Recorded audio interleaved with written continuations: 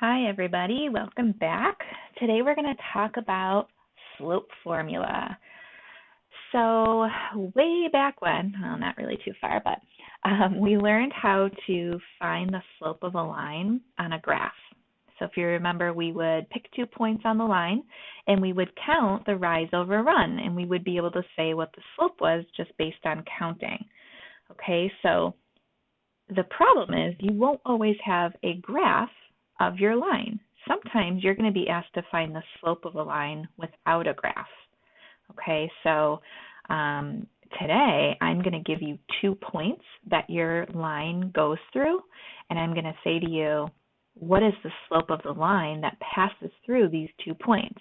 And so we don't want to have to do a sketch over on the side of what that line looks like and try and figure out how to count, and it's much easier to use a slope formula. Okay, so just kind of thinking back when we were talking about counting the slope on a graph, we talked about how the slope is the change in y over the change in x, okay, or it was our rise over run.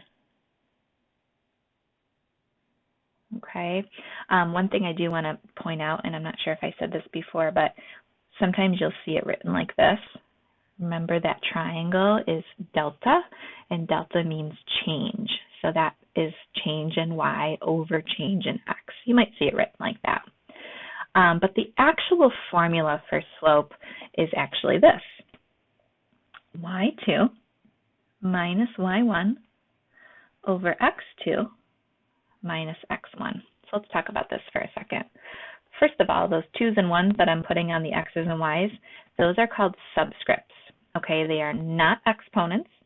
They are little numbers that kind of go below your variable. Okay, and what they mean is that you're going to be taking your 2 y coordinates. So there's a first y coordinate and there's a second y coordinate, and you're going to subtract them. And on the bottom, you're going to take your second x coordinate and subtract your first y coordinate from it. And then you're going to divide the 2 numbers that you get. Okay, so again, those are not exponents. They just represent what point and what coordinate you're using in the formula. Okay, so I'm going to show you how this works, and I think it will make much more sense. So again, it says, using the slope formula, find the slope of the line that would pass through the given points. Okay, so we have the point 0, 0 and the point 4, 8. So the first thing we're going to do is we're going to label our points, okay? And what I mean by that is we're going to say, okay, I know this is the x-coordinate, and I know this is the y-coordinate. And since it's the first point, I'm going to call this x1 and this y1. And then I'm going to do the same thing for my other point. This is the x-coordinate, this is the y-coordinate, but because it came from my second point, that's x2 and that's y2. Now, if I had a third point, I might say x3, y3. Okay, that's not really a thing, but you get the point. So the subscripts are just telling you which point we're talking about. So in my formula, it's pretty easy now because I'm just plugging in the numbers that I picked. Okay, so I'm going to start with m equals, slope equals, and I'm going to follow my formula. So it says y2 minus y1. So in my case, y2 is 8. And y1 is 0. And I need to divide that by x2 minus x1. Well, x2 we labeled as 4, and x1 we labeled as 0. So that is going to give me 8 over 4, which I can reduce. Remember, we do want to reduce our slopes if we can, which gives me 2. Okay? Now, one thing I'm going to point out, and I won't do this for everyone, I promise, but sometimes you might choose a different order. Okay, so some people might say, well, I want this to be my second point, and I want this to be my first point. That's okay. Watch what happens. So if I go ahead and I do that same formula, but now using the reverse, my y2 minus y1 is 0 minus 8. And on the bottom, my x2 minus x1 is 0 minus 4. Well, 0 minus 8 is negative 8, and 0 minus 4 is negative 4. And negative 8 divided by negative 4 is 2. And so no matter what, you will always get the same slope, no matter the order you pick. Okay, what you're not allowed to do is you're not allowed to say, okay, on the top, I'm going to do 8 minus 0, but then on the bottom, I'm going to do 0 minus 4. Okay, so you can't reverse your order in the middle of doing your formula. That's when you have problems. Okay, but if you're consistent with your order, you will always get the same slope. Okay, so again, we won't do that for every single one, but know that it's okay to switch it up. And the reason I say that is because sometimes I like to avoid negatives when I can. Okay, so for example, in number 2, just kind of thinking ahead, I would really like to do 7 minus 1 and not 1 minus 7. So thinking about that, I'm going to choose this as my x2, y2, and this as my x1, y1. Okay, and again, the reason I'm doing that is because when I go to subtract my y's, I'm going to do 3 minus negative 1 on the top, and on the bottom, 7 minus 1. Okay, so 3 minus negative 1, keep, change, is 4 over 6, which reduces to 2/3. Now, if you had done it in the reverse, so you might have done negative 1 minus 3 over 1 minus 6, you would have gotten negative 4 over negative 6, which still reduces to positive 2/3. Okay, so I'm really trying to get that point across, that it doesn't matter which you call the first point and which you call the second point, as long as you're consistent. Okay, so for the rest of these, I'm just going to go in normal order, so I'm not confusing you. So I'm going to say this is x1, y1, and this is x2, y2. Now, if you want to do it opposite, and then you can see if we get the same thing at the end, that's totally fine. So, oops, my daughters are getting a little rowdy. Negative 8 minus negative 2 over 7 minus 5. So I'm just following the formula. y2 minus y1 on top, x2 minus x1 on the bottom. Okay, so on the top, keep, change is negative 6 over 2, which comes out to be negative 3. Okay, do the same thing here, x1, y1, x2, y2. Now notice I'm not writing out the formula every single time. If you would like to do that, that is fine. But because we have it at the top of the page, I'm just going to keep referring back to it. Okay, so we have for y2 minus y1, 7 minus negative 8 over negative 2 minus 4. So on the top, keep, change, this comes out to be 15. And on the bottom, I get negative 6. Okay, so let's reduce this. I can divide both of those numbers by 3. So I'm going to get 5 over negative 2. Now, I think I mentioned this before, but it's worth saying again. If you had done it the opposite way, you would have gotten negative 5 over positive 2. It doesn't matter where that negative is, because as long as we see it's negative, it means that my slope is down and to the right. So don't let it fool you that that negative in my answer was on the bottom. It doesn't mean that we're going left. Okay, it's always down and to the right. And sometimes you might even just see it kind of like out to the side in the middle. So those are all equivalent ways to write the slope. All right, let's keep going. So x1, y1, x2, y2. So on the top, negative 1 minus negative 2 over 2 minus 4.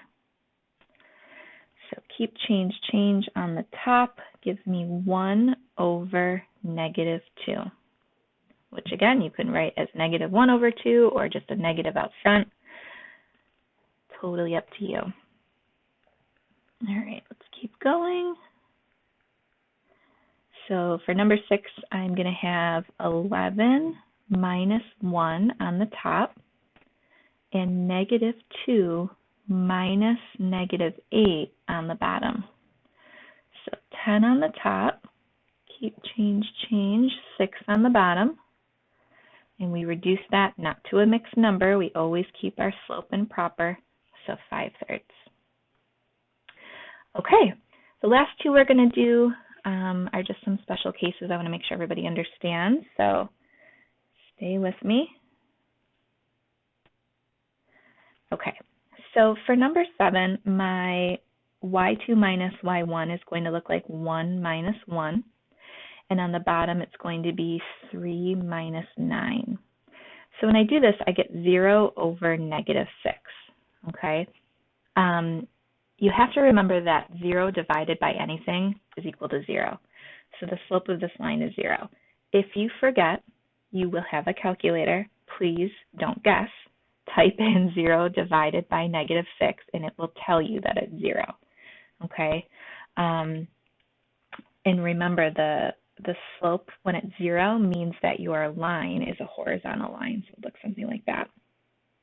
Okay, number 8, x1, y1, x2, y2. So on the top, it looks like I have 3 minus 8, and on the bottom, negative 7 minus negative 7. So on the top, I get negative 5, and on the bottom, keep change, I get 0. Okay, so it is not possible to divide by 0. We say that that is undefined. Again, if you ever forget, use your calculator. If you were to type in negative 5 divided by 0, you will get an error, and that should be a reminder that that slope is undefined. Okay, so remember, a line with an undefined slope is a vertical line. It looks like that. Okay, so that is how you use the slope formula to figure out the slope of a line without a graph. Okay, so on the back here, we're going to do some challenging questions. It's almost as if we're working backwards. Okay, so number 9 says, find the value of k if the slope of the line that passes between these 2 points is negative 1. All right, so we know the slope, but we're missing an x-coordinate of one of the points. And so what we're going to do is we're going to plug in everything we know into our formula, and we're going to solve for that one missing coordinate. Okay, so the first thing I'm going to do is rewrite my formula here.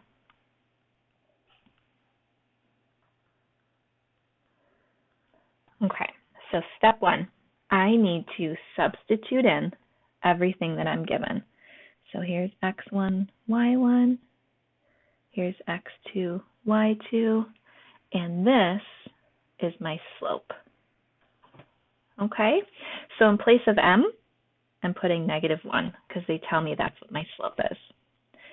Equals y2 minus y1 would look like negative 1 minus negative 2 over x2 minus x1. x2 is k minus negative 1. All right, so let's kind of clean this up a little bit. Negative 1, I'm just going to bring down.